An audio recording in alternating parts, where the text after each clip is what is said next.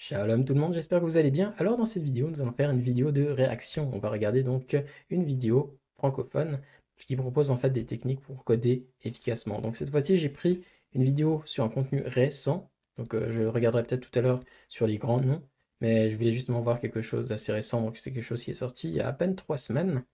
Et du coup, c'est proposé par MXR Code, donc un étudiant en computer science à Sénégal. Ok. Donc du coup, c'est un Sénégalais du coup. Ça va être intéressant de voir ce qu'il propose parce que ça a l'air d'être aussi un tech enthousiaste comme moi. Donc voyons voir ce qu'il propose. Tout le monde sait qu'apprendre à coder peut parfois sembler compliqué, surtout quand on ne sait pas comment s'y prendre et qu'on est un débutant sur le domaine. Mais aujourd'hui, je vais te partager 4 méthodes ou 4 conseils, comme tu veux, qui vont simplifier ton apprentissage et éventuellement te faire gagner beaucoup de temps et moins de frustration. Salut à tous, c'est MXR. Ça fait maintenant 1 an que j'apprends à coder en ligne. J'ai commencé avec le langage de programmation Python. Ensuite, j'ai fait du C à l'école. J'ai aussi fait du HTML, CSS, JavaScript et je suis actuellement en train d'apprendre React. Tout ça. C'est tellement marrant parce que j'ai l'impression que tout le monde fait un peu le même parcours. Genre on commence avec du Python, puis on se lance dans du C, puis après là on va se lancer dans des technologies web, éventuellement à faire du Java ou du C Sharp. C'est marrant. J'ai l'impression que les cursus en fait se ressemblent beaucoup. Et voyons voir en fait ce qu'il a appris alors avec tout ça. Là, c'était en parallèle de ma première année en informatique à l'école supérieure polytechnique de Dakar. Donc, il y a des trucs que j'ai appris tout seul, des trucs que j'ai appris à l'école, des trucs où c'était un peu le mélange des deux. Mais aujourd'hui, dans ces D'accord. Je dois avouer que c'est souvent ça en fait en informatique. Il y a beaucoup de choses qu'on apprend à l'école, beaucoup de choses qu'on apprend en dehors de l'école, et tout ça fait un mix. Et souvent même, je dirais que ce qu'on apprend au travail est parfois même à des années-lumière de ce que on apprend à l'école, parce que voilà, à l'école, souvent on reste sur les mêmes technos, sur les mêmes trucs, mais la technologie ça avance. Heureusement, ils donnent des éléments qui durent sur le long terme, mais parfois voyez, on peut avoir du retard sur pas mal de choses. C'est un peu ce qui se passe, mais voilà. Je suis quand même assez content de voir que c'est un phénomène partagé avec tout le monde. vidéos, je vais te montrer les 4 conseils qui sont selon moi les plus importants pour apprendre à coder de manière efficace. Au passage, ceci est l'une de mes premières vidéos sur YouTube. D'habitude, je suis beaucoup plus actif sur Instagram et TikTok. Donc, si vous voulez plus en voir de ce format, n'hésitez pas à liker la vidéo et me dire dans les commentaires. Bon visionnage. Étape numéro 1, avoir le coding mindset. Donc le coding mindset, c'est quelque chose d'extrêmement important à avoir lorsque vous vous lancez dans la programmation ou n'importe quelque chose qui est lié au codage. Donc quelqu'un qui a ce mindset, lorsqu'il a un problème, il se dit qu'il a forcément la solution déjà quelque part là-bas. C'est juste qu'il n'a pas encore trouvé. Donc à la place de demander est-ce que je vais trouver la solution, est-ce que la solution existe, non. Il va se demander comment trouver la solution. Ça peut prendre des heures, des minutes, ça peut même prendre des fois des jours. Mais l'important, c'est de se dire que la solution existe, elle est là-bas, je l'ai juste pas encore trouvée. Et ça, Ok, j'aime beaucoup ce mindset, hein, donc ça ressemble beaucoup à ce qu'on dit, comme par exemple quand on parle du fixed mindset et du growth mindset. Donc pour les personnes qui ont peut-être déjà entendu parler de ça, mais le fixed mindset, c'est simplement de se dire que je suis né comme ça, je suis comme ça, les choses sont comme ça, et donc elles vont pas trop changer. Pour ce qui concerne le fixed mindset, c'est ça, mais le growth mindset, c'est un peu différent. C'est plutôt se dire que oui, je peux toujours apprendre. S'il y a quelque chose que je ne sais pas maintenant, ou s'il y a quelque chose que je ne peux pas faire maintenant, je peux toujours l'apprendre plus tard. Donc on peut toujours grandir. C'est ça le growth mindset. Je dirais aussi donc au niveau de ce qu'il raconte, c'est assez bien, donc c'est vrai, il y a souvent toujours une solution qui existe. Après, c'est vrai, lorsqu'on se tourne un peu plus dans l'aspect algorithmique, c'est pas toujours le cas, hein, parce qu'il peut y avoir aussi des solutions analytiques qui existent ou des solutions analytiques qui n'ont pas encore été trouvées. Donc certainement, elles doivent exister, comme il le dit, mais c'est très difficile aussi à implémenter donc, dans une machine. Mais dans le cadre de la programmation classique, je pense que ouais, on peut toujours trouver une solution existante. Peut-être que la solution même n'existe pas forcément et que là, on peut la construire par nous-mêmes. Salut les gens, si vous aimez la vidéo, n'hésitez pas à mettre un pouce bleu. N'hésitez pas non plus à pouvoir vous abonner si c'est votre première fois et que vous aimez notre contenu. N'hésitez pas à partager, n'hésitez pas aussi à commenter. Donc dans la section des commentaires, donc c'est aussi quelque chose qui compte beaucoup pour nous. Vous avez aussi d'autres moyens de pouvoir interagir avec nous un peu plus directement, notamment. Donc, nous avons en fait un Discord. Donc, vous pouvez joindre ce Discord à partir de n'importe quel moment. Si vous avez des questions, si vous avez peut-être des projets, si vous avez envie de parler de quoi que ce soit. Donc, ce Discord est ouvert. Donc, il y a toutes les informations d'accueil quand vous entrez dedans. Et nous avons en fait différentes channels. Hein. Donc, ça peut être des news, des chats, questions, etc., etc. Donc, on peut même faire des vocaux si besoin. Donc, j'espère que ça vous intéresserait d'y aller. Bien sûr, nous avons aussi notre site web. Donc, c'est plutôt un site du style blog, là où nous postons aussi pas mal d'informations qui sont plutôt en mode lecture. Peut-être que vous pouvez pas regarder une vidéo. Vous avez peut-être envie de lire. Vous pouvez être dans le bus ou quoi que ce soit. Donc, n'hésitez pas non plus à aller visiter. Donc, on va aussi poster des blogs. Vous pouvez aussi être un contributeur et poster aussi vos propres idées. Donc, vous avez aussi cette possibilité-là. Aussi, nous avons un compte Instagram, hein, donc je vous conseille de pouvoir aussi aller regarder. Bon, après, c'est aussi une autre façon de pouvoir nous déployer. On voudrait aussi se mettre dans différents réseaux, donc c'est aussi quelque chose qu'on essaie de mettre en place. Donc voilà, c'est un peu là où nous nous trouvons. Donc sans plus tarder, continuons la vidéo. Ça veut dire que Google est ton ami. Tu sais pas comment créer un site web, mais tu as besoin d'un site web. Recherche sur Google. Le modem du Wi-Fi clignote en rouge et tu sais pas pourquoi. Recherche sur Google. Il y a une araignée dans ta chambre, mais tu sais pas comment t'en débarrasser. Bon, là, peut-être faudra changer de chambre. Et ça peut sembler évident, mais ça m'a pris du temps à réaliser que tout le monde n'est pas comme ça.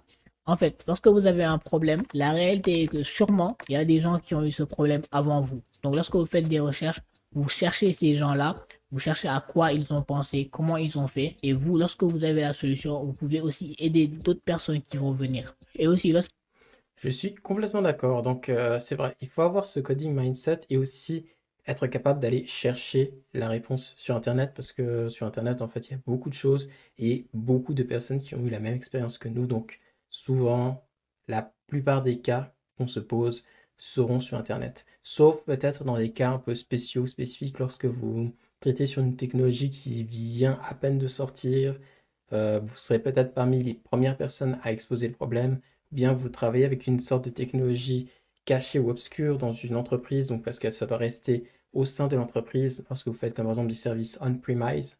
Mais c'est vrai que dans la plupart des cas, donc pour des cas généraux, vous trouverez forcément la solution. Et donc ça me surprend aussi qu'il utilise Google parce que c'est vrai qu'il y a beaucoup de personnes qui se lancent sur du chat GPT, se lancent sur des IA. Euh, les IA sont très puissantes, je suis complètement d'accord. Et j'aime beaucoup justement l'approche qu'il a pris de plutôt se concentrer aussi sur Google. C'est parce que les IA vont plutôt utiliser des données existantes sur le web. Mais parfois, selon la qualité des données, ben, on ne risque pas de tomber sur des bons résultats. On dit même qu'à cause des IA, la qualité du code a baissé en entreprise. Donc, il faut faire attention aussi avec ça. Je pense que j'avais déjà abordé ce phénomène dans d'autres vidéos à propos de l'IA.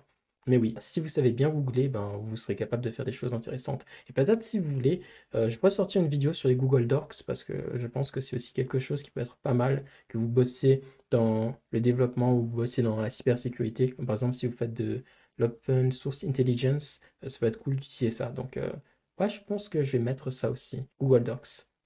J'y penserai.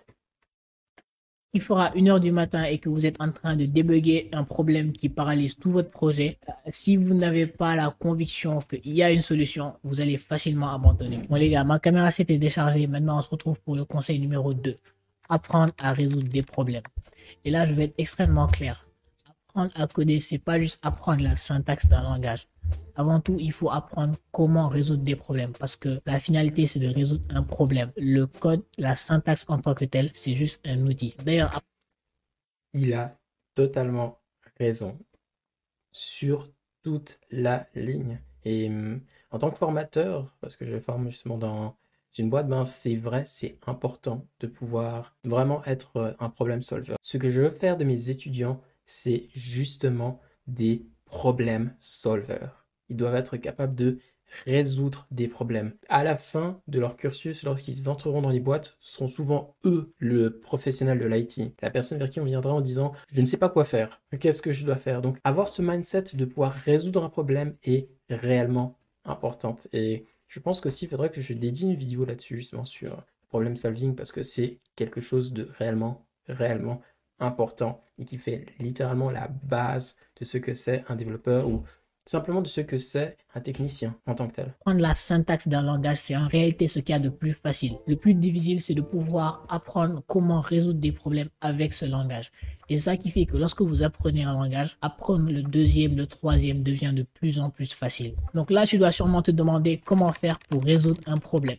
En fait, quand tu es face à un problème ou un bug dans ton code, ton premier réflexe ne doit pas être de directement coder la solution ou bien d'essayer de coder la solution. Plutôt, tu dois essayer de décomposer ton problème. Lorsque tu décomposes le problème en plusieurs petits problèmes, c'est là où tu as une meilleure compréhension de ce qui se passe. Donc, une fois que tu as bien compris le problème, la meilleure approche, c'est de trouver une solution détaillée, étape par étape. C'est comme si tu étais en train de diviser le problème en plusieurs petits problèmes. Par exemple, imagine que tu veux trier une liste d'éléments dans un certain ordre. D'abord, tu devrais réfléchir à l'algorithme qui va permettre de faire ça. Et puis essayer de détailler les instructions de manière les plus explicite possible. Parce que c'est ça qui va permettre de ensuite les traduire en ligne de code. En gros, tu dois traiter chaque problème comme un puzzle à résoudre. Et c'est seulement quand tu auras un plan avec des instructions que tu vas commencer à écrire du code et pas l'inverse. Donc, pour progresser plus rapidement, il faut moins se concentrer sur la syntaxe et plus sur la capacité à pouvoir résoudre les problèmes. C'est vrai. Donc, ce dont il a parlé est réellement une méthode qui est utilisée vraiment partout. Donc, ça s'appelle le divide and conquer. Et si vous voulez, il y a même un aspect de la programmation dynamique qui existe, donc qui va permettre de résoudre un problème en le subdivisant vraiment en sous-problèmes. Donc, on peut aussi donner ce type d'intelligence aux algos qu'on écrit. Mais oui, c'est vrai. Il faut subdiviser. Donc, c'est comme on dit en anglais, separation of concern.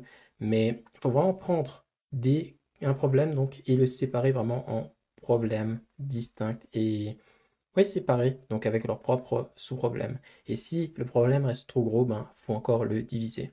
Donc ça, c'est un type de problème. Je pensais qu'il allait aborder justement un problème comme par exemple sur le debugging, mais peut-être qu'il va aborder ça. Pour l'instant, laissons-le cuisiner.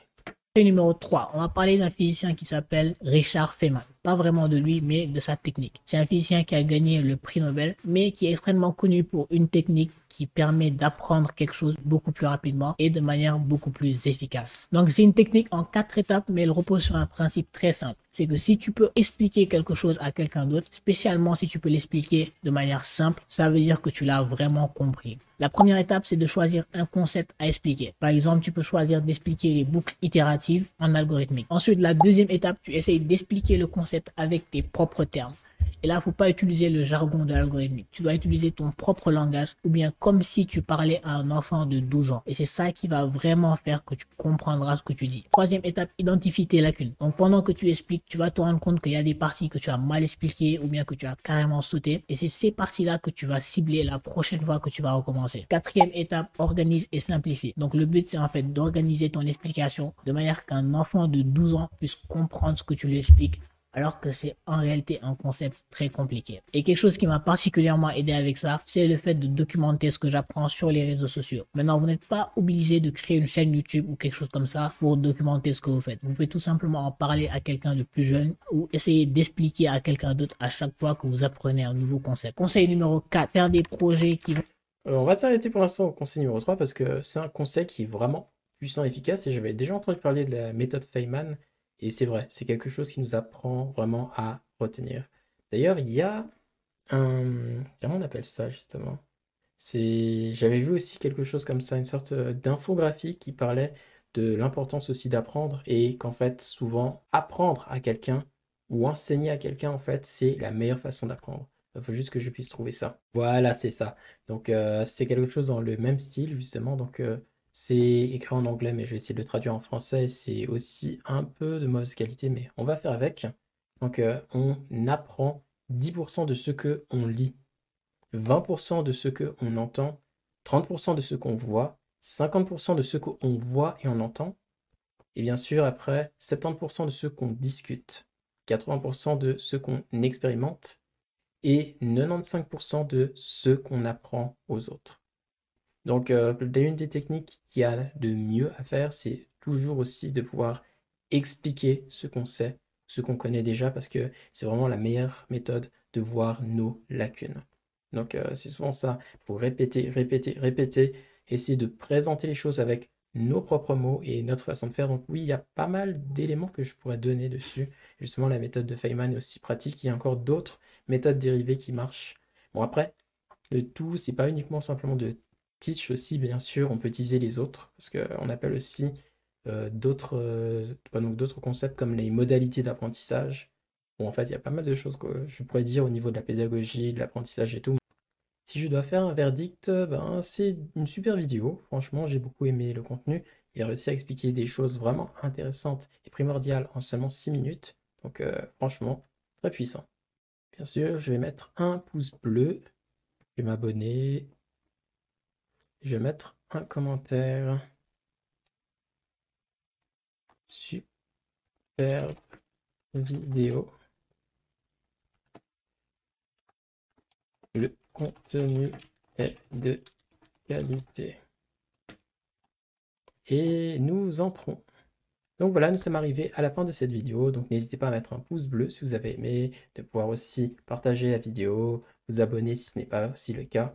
Donc cela nous fera aussi très plaisir et cela nous permettra aussi d'être un peu plus connus dans le YouTube francophone.